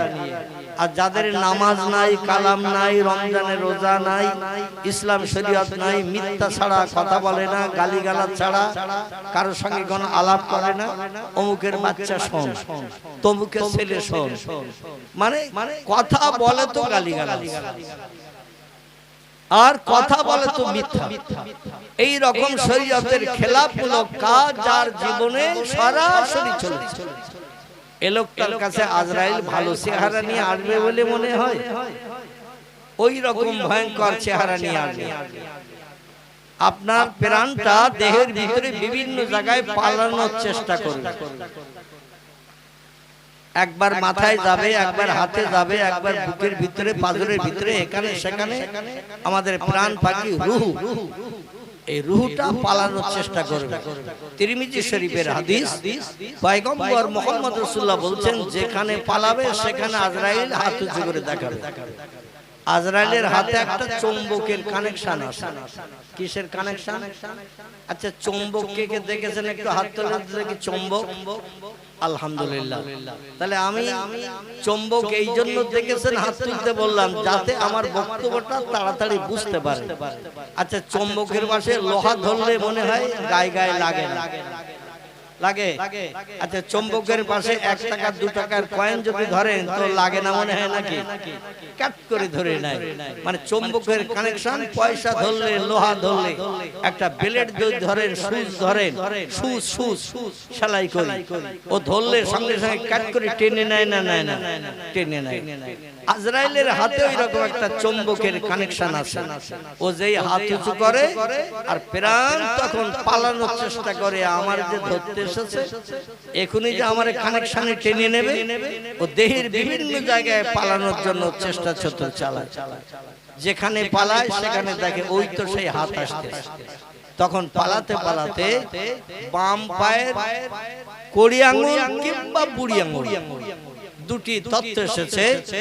বাম পায়ের কড়ি আঙুল কিংবা বুড়ো আঙুল, মোটা আঙুল আর একটা ছোট আঙুল, এই আঙুলের মাথায় যে হাজির হবে, মানে একেবারে অঙ্গ প্রত্যঙ্গ ঘুরিয়ে ঘুরিয়ে পায়ের আঙুলের মাথায় যে হাজির হবে, আর ওইখানে যে হাজির হবে আজরাইল তখন হাতটা দেখিয়ে দেবে প্রাণের কাছে। সঙ্গে সঙ্গে চুম্বকের কানেকশনের মতো ওই পায়ের আঙুলের মাথা থেকে প্রাণটা বার করে নিয়ে দেহটাকে অচল করে দেবে। জোরে বলুন সুবহানাল্লাহ। আমার ভাইরা, জিবরিল আমিন বলছেন, ওই লোকটার প্রাণ নাশের জন্য আজরাইল সামনে এসে তাড়া দিচ্ছে, ওরে তাড়া দিচ্ছে, ভয়ঙ্কর চেহারা নিয়ে তাড়া দিচ্ছে। নবী সুলাইমান আলাইহিস সালাম বললেন, তাড়া দেওয়ার কারণ কি? বলে, আল্লাহ পাকের কোরআন বলেছে লা ইস্তাখিরুনা সাআতা ওয়া লা ইস্তাকদিমুন। আল্লাহ পাক 1 সেকেন্ড আগে 1 সেকেন্ড পরে কারো প্রাণ নাশ করবেন না। আবার যেখানকার মাটি দিয়ে তার দেহ গঠন করা হয়েছে, যেখানকার মাটি দিয়ে মানুষের দেহ বানানো হয়েছে, ওইখানে তার কবর হবে। জোরে বলুন একটু সুবহানাল্লাহ। পয়গম্বর মুহাম্মদ সাল্লাল্লাহু দেহের মাটি আল্লাহ পাক খলাকাল ইনসানা মিন তিনিন। তাফসীরের ভিতরে এসেছে মানুষ বানানো হয়েছে মাটি দিয়ে। এই মাটি দিয়ে এক একজনের দেহটা এক এক জায়গার মাটি থেকে আল্লাহ পাক বানিয়েছেন। আবার যেখানকার মাটি দিয়ে বানিয়েছেন কবর হবে আবার সেখানে। এবং আল্লাহ পাক মরণটা যার যেখানে নিহিত করে রেখেছেন সেইখানে না যাওয়া পর্যন্ত আজরাইল তার দেহ থেকে প্রাণ বার করবে না। কারণ ওয়াইয়াফআলুনা মা ইউমারুন। আল্লাহ পাক কোরআনে জানিয়েছেন ও মালাইকাতুন কিলাজুন শিদাদুন লা ইয়াসুনাল্লাহা মা আমারাহুম ওয়া ইয়াফআলুনা মা ইউমারুন। এখানে কোরআনের আয়াত আল্লাহ পাক বলছেন আমি ফেরেশতাদের দুটি সাসে দুটি দাসে আমি ফেরেশতাদের বানিয়েছি দুটি কোয়ালিটিতে। এক ধরনের ফেরেশতা হলো গরম, এক ধরনের ফেরেশতা বানিয়েছি নরম। গরম ফেরেশতা হলো আজরাইল, নরম ফেরেশতা হলো জিবরাইল, মিকাইল, ইসরাফিল। এরা হলো নরম ধাঁচের ফেরেশতা। মালিক হলো গরম, আজরাইল হলো গরম, রুমাত হলো গরম, মুনকির নকির হলো গরম। ও কবরে আসবে তো লোহার মুগুর কাঁধে করে নিয়ে আসবে। ওয়ালাহুম মাকামিন মিন হাদিদিন কুল্লামা আরাদু আইয়াখরুজু মিনহা মিনাল গাম্মি উইদু ফিহা ওয়াযুকু মিন আযাবিল হারিক। জোরে বলুন একটু আল্লাহু আকবার। আল্লাহ বলেন কবরে যখন ফেরেশতা আসবে ও দুজন ফেরেশতা আসবে, মুনকির নকিরদের দুজনের নাম। ওরা কাঁধে একটা করে লোহার মুগুর নিয়ে কবরে ঢুকবে। মুগুর কিন্তু কাঠের মুগুর না। হাদিদ শব্দের বাংলা অর্থ হলো লোহা। লোহা মাকামে মিন হাদিদেন, লোহার বানানো মুগুর কাঁধে করে নিয়ে আসবে। প্রশ্ন করবে তিনটি, উত্তর সঠিক দিলে মুগুরের ঘা খেতে হবে না। আর প্রশ্নের উত্তর যদি দিতে না পারি ও মুগুরের ঘা মারবে মাথায় কবরে বসিয়ে। কবরে শোয়া অবস্থায় কবরে দাফন হয়, ওই লাশ জিন্দা করে কবরে বসানো হয়। বসিয়ে প্রশ্ন করবে মান রব্বুকা। উত্তর যদি সঠিক হয় আলহামদুলিল্লাহ, আর উত্তর যদি সঠিক না হয় ওই মুগুর কাঁধের থেকে এবার নিয়ে দুই হাত দিয়ে ধরে গুরুম করে নারী হোক বা পুরুষ হোক মাথায় মেরে দিয়ে দেবে। আর মাথায় মেরে দেওয়ার কারণে 70 গজ মাটির তলায় ঢুকে যাবে। কগজ হাতে কহা 140 হাত। আচ্ছা 140 হাত কোন কিছু নিয়ে যদি আপনি জমিনে যদি চেপিয়ে পুঁততে যান শক্ত মাটিতে, ও কতটা যাবে? যাবে না। নরম কাদা টাদা হলে কিছুটা অন্তত যাবে, কিন্তু কবরের তলার মাটি শক্ত থাকে না নরম থাকে? দেখবেন মাটি অ্যাডজাস্ট হয়ে শক্ত থাকে। এই পুকুরের পানির নিচে যে মাটি থাকে ওটা হলো কাদা মাটি, নরম পাক, এটা নরম। তার তলায় কাদা সরিয়ে দেবেন, দেখবেন শক্ত মাটি। কি থাকে না? থাকে না? পাকের তলায় শক্ত মাটি। এখানে কিন্তু জারি জুরি খাটবে না, ওখানে কোদাল দিয়ে কপিয়ে মাটি কাটতে হবে। আর এমন মুগুর মারবে কবরে বসা অবস্থায় 70 গজ মাটি পুড়িয়ে তলায় চলে যেতে হবে। ফেরেশতা বলবেন প্রথম ঘা দিলাম, তোমার কাজ কিন্তু এখনো শেষ হয়নি। কান ধরে আবার টেনে তোলা, ওঠ। এখন আর দুটো প্রশ্ন বাকি। অমান নবী হোকা, কোন নেতার নেতৃত্ব পৃথিবীতে মেনে সারা জীবন চলেছো বলো? রামকৃষ্ণ পরমহংসদেব, বুদ্ধদেব, গুরু নানক, মহাবীর, আচার্য কেশবচন্দ্র, মোজেস, যিশু, সক্রেটিস, বালক ব্রহ্মচারী, বাবা রামদেব, কোন নেতা তোমার কাছে প্রিয় পছন্দনীয় ছিল? না সিনেমার অভিনেতা অভিনেত্রী, নায়ক নায়িকা, না তোমার বন্ধু তোমার কাছে প্রিয় ছিল?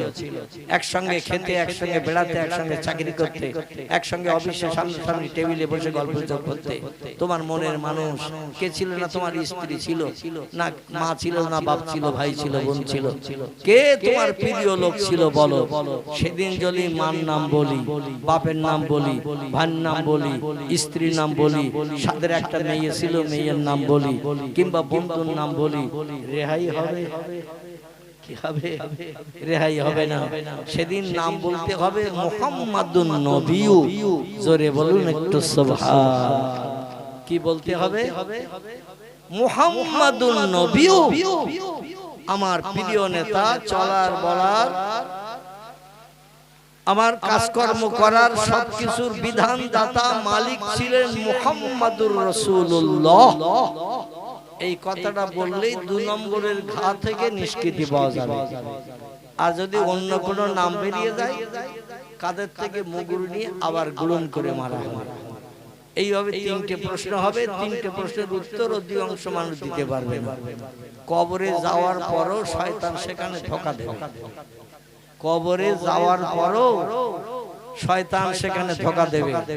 এই জন্য পাক্কা ঈমানদার ছাড়া শয়তানের ধোঁকা থেকে বাঁচা খুব মুশকিল হবে। জোরে বলুন একটু আমিন। এই জন্য একটু পাক্কা ঈমানদার হতে হবে। তা আল্লাহ বলে আমার শক্তি ক্ষমতা সব শক্তির ঊর্ধ্বে, এটা না দেখে বিশ্বাস করো, তাহলে তোমরা হবে পাক্কা মুমিন। জোরে বলুন একটু সুবহানাল্লাহ। পয়গম্বর সুলাইমান শুনলেন জিবরিল আমিনের কাছে, বলে লোকটার মরণ হবে চীন দেশের অমুক জায়গায়, ওইখানে তার মরণ আল্লাহ তকদিরে লিখে রেখে দিয়েছে। ও আছে আপনার মিশরের দেশে। মিশর থেকে চীন কাছাকাছি না দূরে?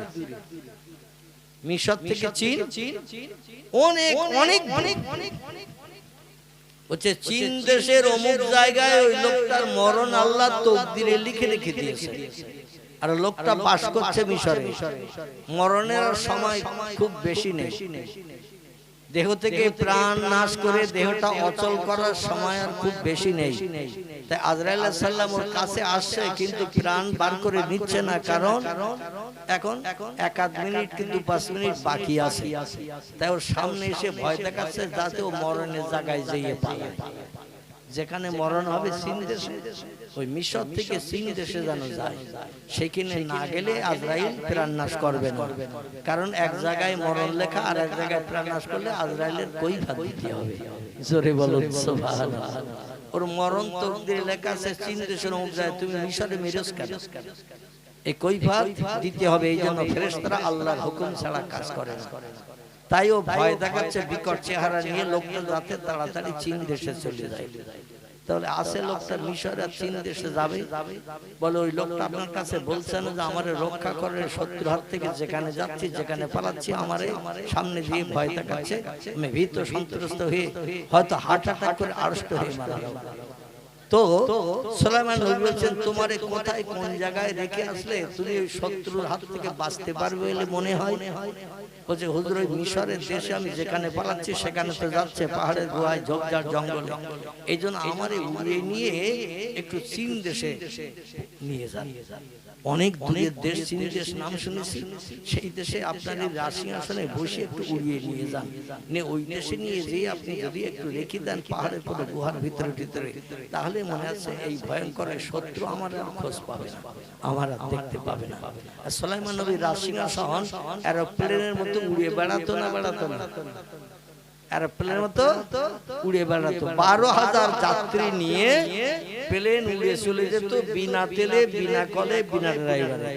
কয়েকদিন আগে একটা প্লেন অ্যাক্সিডেন্ট হয়েছে না, মারা গেছে না সব, একজন বোধহয় বেঁচে আছে। যাই হোক, আল্লাহর কি কুদরতি মহিমা, একজন বেঁচে আছে। তার থেকে তথ্য নিচ্ছে আমাদের ভারতের প্রধানমন্ত্রী, রাষ্ট্রপতি, এটা ওটা অনুষ্ঠান। যাই হোক, 200 কতজন যাত্রী ছিল, 70, 75, 80 জনের মতো, সব প্রাণ নাশ করেছে। যাই হোক, আগুন ধরে দিয়ে সব পুড়িয়ে ছারখার হয়ে গেছে। তো আমি যেটা বলতে চাই সেটা পৃথিবীর মানুষ মেশিন দিয়ে কলকাবজা দিয়ে মেশিন দিয়ে বানায় এরোপ্লেন, মাঝে মাঝে অ্যাক্সিডেন্ট হয়, মাঝে মাঝে যাত্রীদের প্রাণনাশ হয়, ড্রাইভারের প্রাণনাশ হয়, স্বেচ্ছাসেবক সেবিকা যারা থাকে সকলের প্রাণনাশ হয়, কেউ বাঁচে না। আচ্ছা, সুলাইমান নবীর রাজ সিংহাসনে একটা মানুষ মারা গেছে এমন কোন তথ্য আছে কেতাবে? একটা মানুষ মারা গেছে কোন তথ্য কেতাবে? কারণ নিশ্চিন্তে হাওয়ারে ডেকে বলতেন, হাওয়া আমার রাজ সিংহাসনে উড়িয়ে নিয়ে যায়। হাওয়া পর্যন্ত আল্লাহ তারে বশ করে দিয়ে দিয়েছিল। তো এই হাওয়া তারে উড়িয়ে নিয়ে চলে যেত 12,000 যাত্রী সময়। তাহলে এই প্লেনটা একটু ছোট প্লেন বলে মনে হয়? আপনাদের নেকো খাসদোয়ার বাবার কথা আল্লাহ পাক 3টে বছর প্লেনে ওঠা আমার বন্ধ ছিল। এই 2025-এর কার্তিক মাসের 2 তারিখ থেকে আমি প্রথম প্রোগ্রাম শুরু করেছি। তারপরে গত চৈত্র মাস রমজানের শেষে আর বৈশাখের বোধহয় সম্ভবত 12-13 তারিখের মধ্যে কয়েকবার আসামও গেছি, কয়েকবার ত্রিপুরাও গেছি প্রোগ্রাম করতে এবছর। এমনকি বাংলাদেশেও গিয়েছিলাম বৈশাখের 20 তারিখে, ফিরেছি 25 তারিখে। 4 দিনের মতো বাংলাদেশ প্রোগ্রামও করে এসেছি। তো যেটা আমি বলতে চাচ্ছি সেটা ওই 180, 85, 190 জন করে যাত্রী ধরে সচরাচর স্বাভাবিক প্লেনে 180, 85, 90 মানে 3টে করে সিট, 2টো লাইন, মাঝখানে একটা পথ। যে প্লেনগুলো 2টো করে সিট, মাঝখানে একটা পথ, ওতে খুব বেশি যাত্রী ধরে না। কিন্তু 3টে করে সিট আছে, 2 ধারে 2টো লাইন, মাঝখানে একটা পথ, এতে 180, 85, 90 পর্যন্ত ধরে। আবার এমন বড় বড় প্লেন আছে, যেমন যে প্লেন আমি হজ পাঠিয়ে গিয়েছিলাম 2002 সালে, সেই প্লেনে ছিল 3টে লাইনে সিট, আর এক এক লাইনে 3টে করে সিট, 3টে লাইন, মাঝখানে 2টো পথ। তো এ মাথা থেকে ও মাথা নজরে দেখা যাচ্ছে না, এত লম্বা। যাই হোক 700, 750 মতো যাত্রী এক একটা প্লেনে নিয়ে গেছে আগ্রা। কি নাম বললাম? আগ্রা। আমাদের উত্তরপ্রদেশ আছে না, আগ্রা তাজমহল, ওই আগ্রার নাম লেখা ছিল। তো 700-800 যাত্রী ধরবে একটা প্লেনে, এ মাথা থেকে ও মাথা দেখতে পাওয়া যায় না। আর যার রাজ সিংহাসনে বসে 12,000 লোক যায়, তাহলে ওটা কেমন আকারের হবে মোটামুটি একটা আইডিয়া করলে বুঝতে পারবে। ওই রাজ সিংহাসনে বসে হাওয়ারে ডাক দিল, হাওয়া এই লোকটা সব শত্রুর হাত থেকে নিষ্কৃতি পাবে, যাতে প্রাণনাশ করতে না পারে, ক্ষতি করতে না পারে। এই জন্য হাওয়া তুমি উড়িয়ে নিয়ে চলো, আমার রাজ সিংহাসনে লোকটা নিয়ে চীন দেশে চলো। হাওয়া যেই বলেছেন, হাওয়ার সঙ্গে সঙ্গে পয়গম্বর সুলাইমান সমেত লোকটারে নিয়ে উড়িয়ে নিয়ে চলে যাচ্ছে। এক মুহূর্তের ভিতরে মিশর থেকে চীন দেশে যাওয়ার পর জমিনে উপর দিয়ে যখন যাচ্ছে, পাহাড় টপকে টপকে যাচ্ছে, বহু পাহাড় পর্বত ঝোপঝাড় জঙ্গল টপকে যাওয়ার পরে লোকটার মনে মনে ইচ্ছা হলো, বহু দূর দেশে যে বহু পাহাড় হাজার হাজার টপকিয়েছি, নদী নালা সাগর পাড়ি দিয়েছি, নিশ্চয় শত্রু এখানে আর আসতে পারবে না। বলে, হুজুর আপনি এখানে আপনার প্লেন নামান, রাজ সিংহাসন নামান, এইখানে কোন একটা সেফটি জায়গায়, ভালো জায়গায় আমার আশ্রয়ের সুযোগ করে দিন, যাতে ওখানে আমি অন্তত আশ্রয় নেই শত্রুর হাত থেকে নিষ্কৃতির জন্য। সুলাইমান বললেন, যেখানে তোমার পছন্দ সেখানটায় বলো, আমি সেখানে তোমারে দিয়ে দেব। লোকটা একটা পাহাড়ের গুহার ভিতরে খাদগর্ত গুহার ভিতরে থেকে বললো, এই জায়গাটা আমারে রেখে দেন, নিশ্চয় শত্রু এখানে আমার আর খুঁজে পাবে না। যেই পাহাড়ের গুহার ভিতরে লোকটারে দিয়ে সুলাইমান নবী রাজ সিংহাসন উড়িয়ে নিয়ে আবার মিশরে চলে এসেছেন, দেশের প্রজাদের সুখ দুঃখের ভাগিদার বনার জন্য। আর যেই পাহাড়ের গুহার ভিতরে ঢুকিয়ে দিয়েছেন, আজরাইল সঙ্গে সঙ্গে গুহার মুখে হাজির। আজরাইল সঙ্গে সঙ্গে গুহার মুখে হাজির। আজরাইলের মুখে এখন আর ভয়ঙ্কর চেহারা নাই, ভয়ার্থ কোনো চেহারা নাই। আমার ভাইরা চেহারাটা স্বাভাবিক করে নিয়েছে। লোকটা তখন দেখছে, এই লোকটাই তো আমার পূর্বে তাড়াচ্ছিল মিশরের দেশে। চেহারার কিছু নমুনা পাচ্ছি, তবে ভয়ঙ্কর ছিল তখন, চেহারার বিকট বিকৃতি ছিল, এখন তার দেখছি না। লোকটা তখন দেখে বলছেন, মান আনতা মাসমুকা ইয়াখি, আমি যেখানে যাচ্ছি সেখানে তোমার দেখছি, তুমি কে একটু পরিচয় দাও। বলছে, আনা মালিকুল মউত, আনা মুখমেদুস সাউত, আমি হলাম মৃত্যুর যমদূত, হরিষে বিষাদনকারী, স্ত্রীর বিধবা বানাই, সন্তানের এতিম করি। আমার কাজ হলো মানুষের দেহ থেকে প্রাণ বার করা নয়। পৃথিবীতে যত সৃষ্টি বাস করে সব সৃষ্টির প্রাণ নাশ করি আমি, আমার সহযোগী বন্ধুরা। জোরে বলুন একটু সুবহানাল্লাহ। আজরাইল বলছে আমি একবার নিঃশ্বাস ফেলি আর একবার নিঃশ্বাস ত্যাগ করলে, তিরমিজি শরীফের হাদিস, ৭০,০০০ করে ফেরেশতা তৈরি হয় তার হুকুম শুনে কাজ করার জন্য। বোঝা গেল? আজরাইল মাঝে মাঝে একবার করে নিঃশ্বাস ফেলেন। জনসংখ্যা পৃথিবীতে যত বাড়বে আজরাইলের প্রয়োজন হলে একটু নিঃশ্বাস ছাড়বে, আর যেই নিঃশ্বাস ছাড়বে একবার করে নিঃশ্বাস ছাড়বে ৭০,০০০ করে ফেরেশতা তৈরি হয়। আরে প্রত্যেকটা ফেরেশতা আজরাইলের নেতৃত্ব মানে, আজরাইল যা বলে তারা তাই শোনে। এটা আল্লাহর দেয়া বিধান, আল্লাহ তাদের উপরে ন্যস্ত করে দিয়েছেন। জোরে বলুন একটু সুবহানাল্লাহ। লোকটি ডেকে বলছেন আপনার মুখে হাসি দেখছি, পূর্বে দেখছিলাম আপনার ভয়ঙ্কর চেহারা, কিন্তু এখন আপনার মুখে হাসি দেখছি, কারণ কি?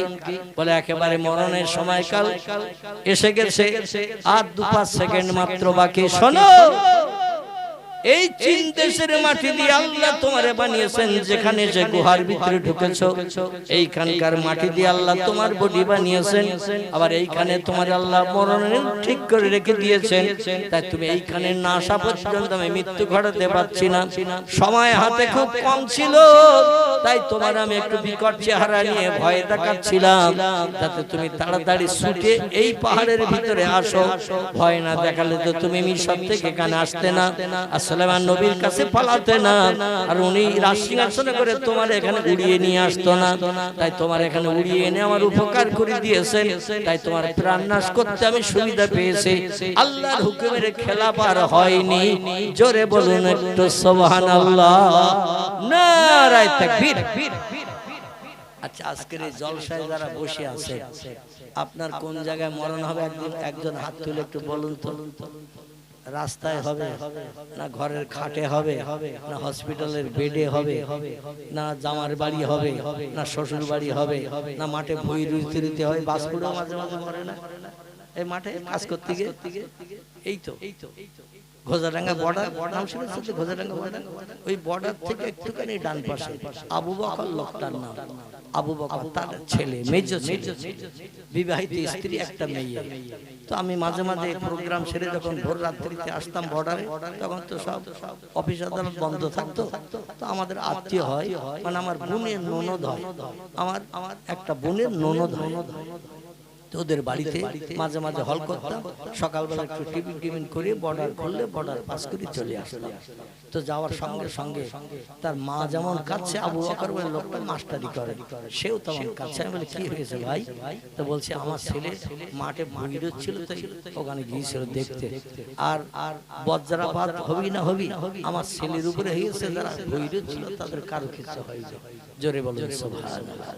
তো আমার সেই ছেলেটা মারা গেছে, তার স্ত্রী বিধবা হয়েছে, একটা বাচ্চা মেয়ে রয়েছে। খুব দুশ্চিন্তায় পড়েছে, হুজুর দোয়া করবেন, আমি কি করি? তো যাই হোক, মানে কাজ করতেছে তারা, তাদের ঘরে পড়েনি। যে ছেলেটা আলী বসে রয়েছে কাজ দেখতেছে, তাদের ঘরে বজ্রাপাত হয়েছে। আসলে ওর মরণটা আল্লাহ রেখেছেন ওই জমির আলীর উপরে, বর্ষার সময় পানি মাথায়। কোন ব্যক্তি বাড়ি থেকে ভালো খেয়ে দিয়ে বেরিয়ে গেল, রাস্তায় গাড়ি চাপা পড়ে অ্যাক্সিডেন্টে মারা যায় না। কোন ব্যক্তি রোগ হয়েছে দীর্ঘ 6 মাস 8 মাস 11 মাস বাড়িতে অসুস্থ, বলছে আপনজন আত্মীয়স্বজন বললে একটু ভালো ডাক্তার দেখাও, হসপিটালে ভর্তি করো। তো বাড়ি থেকে নিয়ে হসপিটালে ভর্তি করেছে, 2 দিন মাথায় 3 দিনের দিন দেখা যাচ্ছে হসপিটাল বেডে মারা গেছে। আবার কাউকে দেখবেন হসপিটাল থেকে ট্রান্সফার করেছে, রেফারেন্স করেছে, আরজি করে নিয়ে যাও, আরজি করে যেতে যেতে রাস্তায় অ্যাম্বুলেন্সের ভেতরে মরে। ঠিক হয় না? হয় না? আল্লাহ যেখানে মরণ নিহিত রেখেছেন, মরণ সেখানে হবে। এই জন্য আমরা এই খবরটা জানি না। আচ্ছা, যদি কেউ জানতাম আম গাছের ডাল ভেঙে তলায় পড়ে মারা যাব, জীবনে আম গাছে ওঠা দূরে থাক, আম তলা দিয়েও কি যেতাম? বলে বাড়ির সামনে বড় আমড়া গাছ আছে, বিলাতি আমরা, যে আমরা টক না, মোটা মোটা আমড়া হয়েছে। বাড়ির মেয়েরা বলছে বাড়িতে নারকেল আছে, আমড়া পাড়ো। আমরা দিয়ে ভালো করে নারকেলের দুধ দিয়ে খাটা করব। এখন গাছটা অনেক উঁচু গাছ, বাড়িতে তেমন লোগালোগি টোগি নাই, তো বলে এক কাজ করি তাহলে অন্তত পায় নারকেল গাছ ছোটা মতো দড়ি দিয়ে আমার গাছের উপরে উঠে বড় বড় মোটা মোটা পাকা পাকা ধরে না আমরা এখন ডালের মাথার দিকে আমরা ঝুলতেছে থলি থলি, একটা ডাল ধরেছে আর একটা ডাল দিয়ে একটু আমরা থলির দিকে এগিয়ে গেছে। আমরা ডাল শক্ত না হালকা হালকা হালকা, পায়ের ডালটা ভেঙে গেছে, মাথাটা ধরা ছিল এক হাতে, সঙ্গে সঙ্গে ওটাও ভেঙে তলায় পড়েছে। কিসের শব্দ হলো? বাড়ির মেয়েরা নারকেলের দুধ দিয়ে একটু খাটা খাবে, আমরা খাটা খাটা খাওয়া মাথায় উঠে গেছে, শব্দ হয়েছে, বেরিয়ে দেখে খোকার বাপ পড়ে গেছে। বলে তাড়াতাড়ি অন্তত যাদের 4 চাকা গাড়ি আছে ডাক, তাড়াতাড়ি হসপিটাল নিয়ে চল। গাড়িতে তুলতে তুলতে দেখা গেল লাঞ্চ ফেটে গালমুখ দিয়ে রক্ত পারে হতে হতে বাড়িতেই মারা গেছে। আমার ভাইরা, কারো মরণ যদি আল্লাহ পানিতে রাখে, পানিতে আপনি হাজার চেষ্টা করলেও তাকে আটকে রাখতে পারবেন না। জামার বাড়ি নদীর ওপারে, নৌকা যোগে নদী পার হতে হয়, ব্রিজ টিরিজ নাই, নৌকায় করে নদী পার হতে যাচ্ছে, নৌকা ডুবি হয়ে গেছে, সবাই সাঁতরিয়ে ডাঙে উঠেছে, ওই লোকটা কিন্তু সাঁতার দিয়ে উঠতে পারে নাই। এমন ঘটনা ঘটে না। আল্লাহ পাক কিছু জিনিস নিজের হাতে রেখে দিয়েছে, এটা বান্দারে দেন নাই। কিছু জিনিস আল্লাহ বান্দারে দেন নাই, তাও বান্দারা আল্লাহরে নেয় না। আর আল্লাহ যদি সব জিনিস বান্দারে দিত, আল্লাহরে অনেক আগে মানুষ আল্লাহরে নিত না। ঠিক না ভুল? কবে কিয়ামত হবে, দুনিয়া ধ্বংস হবে কবে, এটা আমরা কেউ বলতে পারবো? পশ্চিম দিকে কবে সূর্যোদয় হবে, ডগমগ করে ঠেলে উঠবে, আমরা কেউ বলতে পারবো? মায়ের পেটে যে বাচ্চা আছে, ডাক্তারি পরীক্ষা এখন ছেড়ে কিনে মাঝে মাঝে তথ্য দেয়, কিন্তু এই তথ্যটা কিছুটা সত্য হয়, আবার কিছু মিথ্যাও হয়। আমার গ্রামে একটা ছেলে আছে, তার 5টা ছেলে, স্ত্রী 6 নম্বরে প্রেগনেন্ট হয়েছে, সন্তান সম্ভব। বলে একটা মেয়ের চিন্তা ভাবনা, তাদের 5টা ছেলে, একটা মেয়ে হলে ভালো হয়। তো 6 নম্বরে আল্লাহ তার স্ত্রীকে প্রেগনেন্ট করেছে। প্রেগনেন্ট হওয়ার পরে মেয়েদের প্রতি মাসে মাসে যে রোগটা হয়, রোগ বন্ধ হয়ে গেছে, মানে সন্তান সম্ভব হয়েছে, এটাই নমুনা টপ করে বোঝা যায়। যতদিন প্রতি মাসে মাসে রোগ হবে তখন প্রেগনেন্ট থাকবে না, যখনই প্রতি মাসে মাসে রোগটা সেরে যায় তখনই বোঝা যায় প্রেগনেন্ট হয়েছে। 2 মাস 4 মাস হয়েছে, স্বাভাবিক থেকে পেটের একটু উচ্চতা বেশি, বলে একটু পরীক্ষা নিরীক্ষা কর, আবার ছেলে হলে ঘর বাঁধবো, কোনে জায়গা দেবো, কোনে জায়গা জমি তো তেমন কিছু নেই, আবার ছেলে 5টা, আরেকটা হলে তো 6টা হবে, 6টা ছেলের ঘর বাঁধার জায়গা নেই, আবার তাদের ভবিষ্যৎ জীবনে সুখ দুঃখের জন্য আমার তো অর্থ সম্পদ নেই, চল ডাক্তারের কাছে পরীক্ষা করতে যাই। আমাদের বসিরহাটে, আমার গ্রামের, তো বসিরহাটে ডাক্তার দেখাতে নিয়ে গেছেন, নামটা আর বলছি না। বসিরহাটে ডাক্তার দেখাতে নিয়ে গেছে, বিজ্ঞানী পরিকল্পনা মেশিন দিয়ে যাচাই করে বলছে পেটে আবার ছেলে। ডাক্তার কি বলতে? 5 নম্বর ছেলে, পরস্পর ছেলে, 5টা ছেলে, 6 নম্বরে তোমার স্ত্রী পেটে আবার ছেলে। বলে আবার ছেলে হবে, যে দুশ্চিন্তা সেই দুশ্চিন্তা। স্ত্রী বলছে আছে যখন তো আর নষ্ট করবো না, আল্লাহ যখন ছেলে দিয়েছে হোক। স্বামী বলছে তুই যা করিস তাহলে তাই হোক। 9 মাস 10 দিন কাল অতিবাহিত যেই হয়ে গেল, সবাই চিন্তা ভাবনা করে আবার ছেলে হবে, 5টা ছেলে 6টা হবে। বাচ্চা ডেলিভারি হলো যেদিন, দেখা গেল একটা মেয়ে। কি হয়েছে আমার ভাইরা? 6 নম্বরে হয়েছে মেয়ে। তাহলে মেশিনও মাঝে মাঝে ফেল করে না, করে না? মেশিনও মাঝে মাঝে ফেল করে, কিন্তু আমার আল্লাহ পাকের কোন কাজে কোনদিন ফেল হয়? ফেল হয়? আল্লাহর কাজে কোনদিন ফেল হয় না। এজন্য আল্লাহ পাক কোরআনে বলছেন, ইয়া আইয়ুহাল্লাযীনা আমানু, ও দুনিয়ার ঈমানদার মুমিন মুমিনা নরনারী, আমার উপরে ঈমান আনো, বিশ্বাস স্থাপন করো, অকুনু মা সাদিকিন, এবং সত্যবাদী ঈমানদার মুমিনদের দলে দলভুক্ত হও, এবং তোমরা ওসিলা তালাশ করো। ওসিলা তালাশ করো আল্লাহ ওয়ালা আল্লাহ প্রেমিক খোদা ভক্ত যারা হবে তাদের কাছে যে তথ্য নাও দেখবে তারা যে তথ্যটা হবে 100% সেটা আল্লাহ সত্যে পরিগণিত করিয়ে দেয়। জোরে বলুন একটু সুবহানাল্লাহ। তবে এই আল্লাহ ওয়ালা আল্লাহ প্রেমিক মানুষ এখন পৃথিবীতে খুঁজে পাওয়া খুব দুরূহ। ঠিক বললাম না?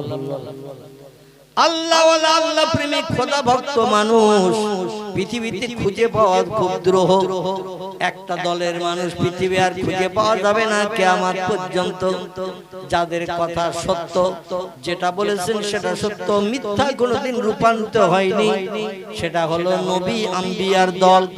নবীরা যেটা বলেছেন পরবর্তীতে মানুষ অপেক্ষা করে ধৈর্য ধরে দেখেছেন সেটা বাস্তবে সত্য হয়েছে।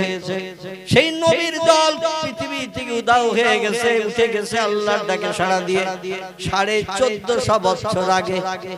কতদিন আগে? 1450 বছর আগে আল্লাহ পৃথিবী থেকে নবী পাঠানো বন্ধ করে দিয়েছেন। খাতামান নবিয়্যিন, নবীকে শেষ করে দিয়েছেন পৃথিবীতে পাঠানো। সত্য কথোপকথন, সত্য কথা বলা, মানুষের মগজের দুশ্চিন্তা দূর করার কাজ বন্ধ করে দিয়েছেন পয়গম্বর মুহাম্মদ রাসূলুল্লাহকে দিয়ে। 2 নম্বর আর একটা দলের মানুষ পৃথিবীতে এখনো কিছুদিন আছে এবং থাকবে, তবে এই পৃথিবী যখন শেষ লগ্নে চলে যাবে ওই দলের মানুষ আর খুঁজে পাওয়া যাবে না। সেটি হলো আমলে সালেহাকারী, সেটি হলো আমলে সালেহাকারী ব্যক্তি। এদের আরবি নাম বলা হয়েছে ওলি আউলিয়ার দল। জোরে বলুন একটু সুবহানাল্লাহ। আল্লাহ বলছেন মান আমানা বিল্লাহি ওয়াল ইয়াউমিল আখির ওয়া আমিলা সালিহান। খুব ভালো করে শুনেন। আল্লাহ বলছেন আমার উপরে যারা না থেকে বিশ্বাস করলো, ঈমান স্থাপন করলো, ওয়াল ইয়াউমিল আখির, পরকাল বলে একটা লম্বা জিন্দেগি আমি বানিয়ে রেখেছি। দুনিয়ার জিন্দেগি 10,000 বছর, 15,000, 20,000 বছর যদি পৃথিবীর বয়স হয়, পরকালের জিন্দেগিটা কিন্তু কোটি কোটি বছরের জিন্দেগি। দুনিয়ার জিন্দেগি মরণ অবশ্যম্ভাবী, মরণ হবেই হবে, কিন্তু পরকালের জিন্দেগিতে লা ইয়ামুতু আলাইকুম ফিহা, পরকালের জিন্দেগিতে কোনো মরণ নাই। কাউকে সেখান থেকে বাইরে কোনো জায়গায় ট্রান্সফার করাও হবে না। জোরে বলুন একটু আমিন।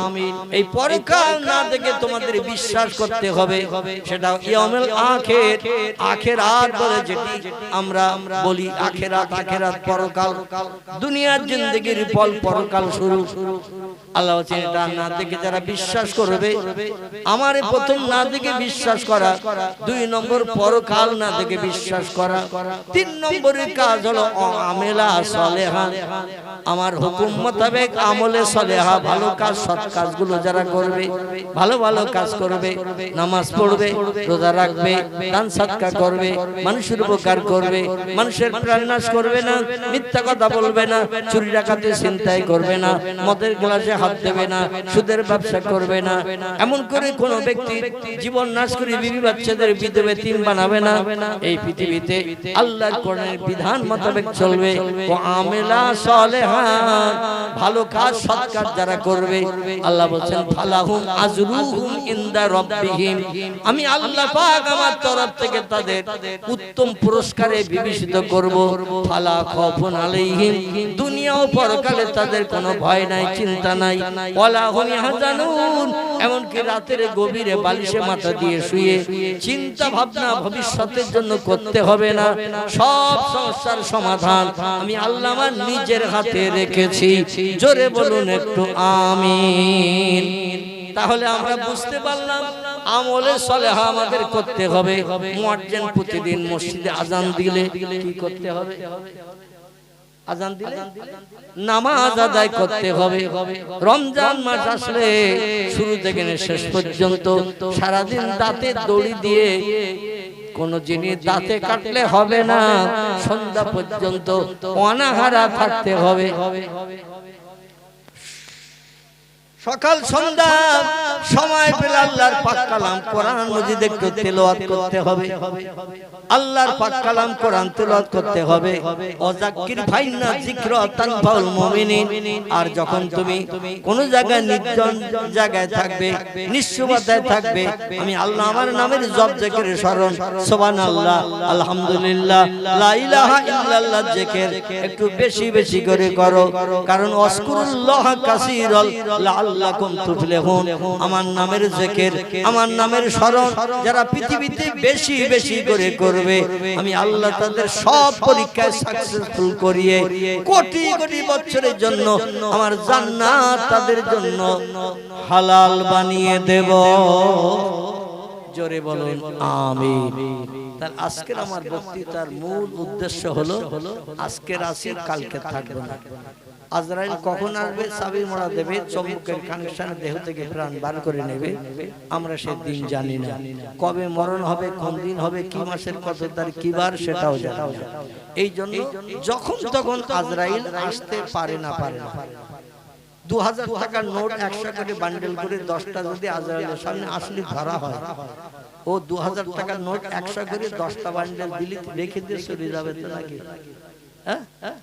স্ত্রী কন্যা মানে বিবি, মেয়ে, মা আর যারা আছে মেয়েরা, এদের সোনার গহনা যৌতুক আদি যা আছে সবগুলো যদি ভরি একটা বাটিতে করে যদি বলি 8.5 ভরি 10.5 ভরি সোনা আমার বাড়িতে যা ছিল, বউ বাচ্চা মেয়ে বৌমাদের যা ছিল সব নিয়ে তরে দিচ্ছি, অন্তত 13 দিন পরে আসির একটু চিন্তা ভাবনা করি, তারপর যাই করি, অন্তত 13টা দিন সময় দে। ও সময় দিয়ে সোনা দানাগুলো নিয়ে যাবে তো নাকি? আচ্ছা, এই সোনা দানা ওদের কোনো লাভ আছে? আচ্ছা, ফেরেশতারা খায় তো ফেরেশতারা খায় না, ওরা পানি পান করে, ওরা পানিও পান করে না। আচ্ছা, ওরা কি বাজার ঘাট করে, ওরা কি রান্না বান্না করে, ওরা কি চাষবাস করে? ওদের কোনো কাজ নাই। ফেরেশতাদের কাজ হলো আল্লাহর নামের জপ জিকির 24 ঘন্টা দৈনন্দিন করা। যতদিন বেঁচে আছে, আগামীতে যতদিন থাকবে ততদিন শুধু ওদের কাজ হলো আল্লাহর নামের জপ জিকির করা। বিনা প্রয়োজনে, বিনা চাহিদা মেটানোর জন্য ওরা আল্লাহর নামের জপ জিকির করে না। আল্লাহ ওদের নূর দিয়ে বানিয়েছেন, সেই জন্য ওদের কাজ হলো 24 ঘন্টা দৈনন্দিন আল্লাহর নামের জপ জিকির করা। পৃথিবীতে দুটি দলের মানুষ ফেরেশতাদের মতো আল্লাহর নামের জপ জিকির করেছেন। একটা হলো নবী আম্বিয়ার দল, পৃথিবীতে আর কোন নবী আম্বিয়া নাই। একটা হলো ওলি আউলিয়ার দল, এখনো আগামীতে কিছুদিন থাকবে। যতদিন মানুষ সত্য কথা বলবে, যতদিন মানুষ আল্লাহর উপরে বিশ্বাস স্থাপন করবে, আল্লাহ শক্তি সাহায্যকে মানুষ যতদিন পর্যন্ত হৃদয়ে দৃঢ় প্রতিজ্ঞাবদ্ধ বিশ্বাস করবে যে আল্লাহ শক্তির উপরে, ক্ষমতার উপরে আর কোনো ক্ষমতা নাই, আল্লাহ আমার জন্য যেটা করেন সেটাই যথেষ্ট, এই মনোভাবটা মানুষ যতদিন মনের ভিতরে রাখবে ততদিন ওলি আউলিয়া পৃথিবীতে থাকবে। তবে ইবলিস শয়তানের দলের মানুষ এখন দৈনন্দিন লক্ষ লক্ষ মানুষ পৃথিবীতে ইবলিস শয়তানের দলের মানুষ নতুন নতুন আবির্ভাব হচ্ছে, নতুন নতুন তৈরি হচ্ছে। বিজ্ঞানী পরিকল্পনা, যন্ত্র, মেশিন এত বেশি বেশি বিজ্ঞানীরা বানাচ্ছে, সামনে এমন একটা দিন আসছে মানুষ আর আল্লাহ বলে মানতে চাইবে না। যা দরকার হবে মেশিন করে দেবে, যা দরকার হবে বিজ্ঞান সেটা করে দেবে। আল্লাহর সাহায্যের প্রয়োজন মানুষের লাগবে না। আর বিজ্ঞান যখন তখন এনি টাইম সুইচ টিপলে কাজ হয়ে যাবে।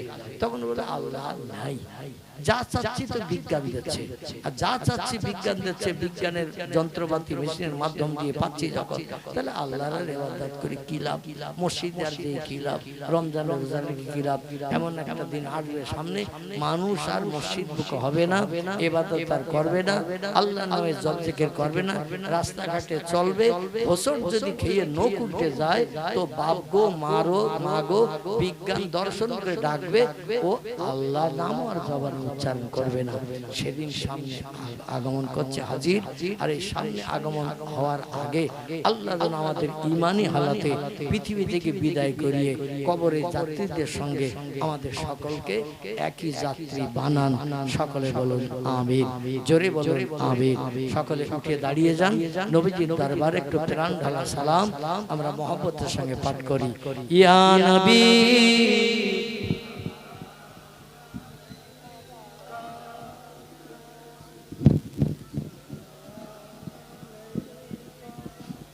ইয়া হাবিব সালামুন আলাইকা সালাতুল্লাহ